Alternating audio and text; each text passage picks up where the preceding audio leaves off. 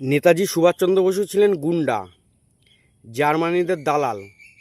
কি খারাপ লাগছে, তাই তো? খারাপটা আমারও লেগেছিল। আর শুধু এই খারাপটা না, আমার একার লাগেনি, প্রত্যেকটা বাঙালি, প্রত্যেকটা ভারতবাসীর লেগেছে। তো এই কথাটা আমার কথা না, কথাটা হচ্ছে এই কুচবিহারের না কোথাকার মহারাজ, জানি না কে মহারাজ বানিয়েছে, আমি জানি না। তবে সেই মহারাজকে আমি বলছি যে দেখুন, আমাদের বাঙালির গর্ব, আমাদের বাঙালির আবেগ নেতাজি সুভাষচন্দ্র বসু, দয়া করে একে নিয়ে কিছু বলবেন না। মানে জানি না, মানে আপনাকে এখনো স্টেপ নেওয়া হয়নি কেন, সরকার থেকে এখনো চুপ আছে কেন, জানি না কি কারণে। দয়া করে ওকে কেউ বলবে না। ও ছিল বলে আজকে দেখুন, আজ ওই মানুষটা ছিল বলে আজকে আমরা এখনো ভালো আছি। ওকে বলেছেন গুন্ডা, আরো কি কি যেন বলেছেন। তো যাই হোক, এটা বলেছেন যে গুন্ডাটা না, ওই গুন্ডাটার আমরা ফ্যান, আমাদের বুকের বাঁ দিকে রাখি গুন্ডাটাকে, আর ওই গুন্ডাটাকে আমরা ভালোবাসি। আর আমি না, প্রত্যেকটা বাঙালি, প্রত্যেকটা ভারতবাসী সেই মানুষটাকে সম্মান করে, নেতাজি সুভাষচন্দ্র বসু। তো দয়া করে এই জিনিসগুলো করবেন না। আপনার সত্যি কথা বলতে, জানি না কে মহারাজ, আপনার কে মহারাজ বানিয়েছে আমি জানি না, কারা বানিয়েছে, তারাই এখনো চুপ করে আছে কেন? তারা শাস্তি দিতে পারছে না?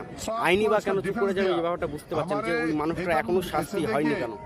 যে আমাদের মহানায়ক রবীন্দ্রনাথ ঠাকুর তাকে উপাধি দিয়েছিলেন, গান্ধীজি উপাধি দিয়েছিলেন নায়ক নেতাজি সুভাষচন্দ্র বসু, তো আপনি তাকে উল্টোপাল্টা বলছেন। নেতাজি সুভাষচন্দ্রর পর এবার আমাদের শিবাজি মহারাজকে কি বলছে, এবার একটু দেখুন। भारत का पहले नौबाहिनी बनाया, কথাগুলো একটু শুনুন, তারপর আমি বলছি। चिल्ला रहा है, पहले गेरिला युद्धों का आविष्कार किया, और जितना भी हमारे इस इलाका में তাহলে এবার ভাবুন এই মানুষটাকে কি করা উচিত। ওই মানুষটাকে মানে কি নাম আমি জানি না, জানতেও চাই না, জানার কোনো ইচ্ছাও নেই। তো এই মানুষটা, একটা কথা বলি, কাউকে কিছু বলার আগে একবার একটু ভাববেন। আর ওই শিবাজি মহারাজ ছিল বলে আজকে হিন্দুত্বটা বাঁচিয়ে রেখেছে। আপনি কি বলছেন? স্বার্থের জন্য, নিজের স্বার্থে কাজ করেছে, এটা আপনি ভুল বলেছেন। ওই মানুষটা ছিল বলে আজ হিন্দু ধর্ম এখনও গর্ব করে বলি যে আমরা হিন্দু, না এই হিন্দু ধর্মটা হয়তো থাকতো না। আমাদের পশ্চিমবাংলার মুখ্যমন্ত্রী শুভেন্দু অধিকারী মহাশয়কে বলবো, অবশ্যই করে এই জিনিসটা যেন দেখা হয়, এই যেন কঠোর শাস্তি দেওয়া হয়। এই ভুল যেন আর দ্বিতীয়বার না করে। আমাদের শিবাজি মহারাজকে নিয়ে, আমার নেতাজি সুভাষচন্দ্র বসুকে নিয়ে যারা এই ভুল মন্তব্যগুলো যেন না করে, এর অবশ্যই শাস্তি। এই জানি না এখনও খোলামেলা কেন ঘুরে বেড়াচ্ছে, এর এখনও শাস্তি হচ্ছে না কেন?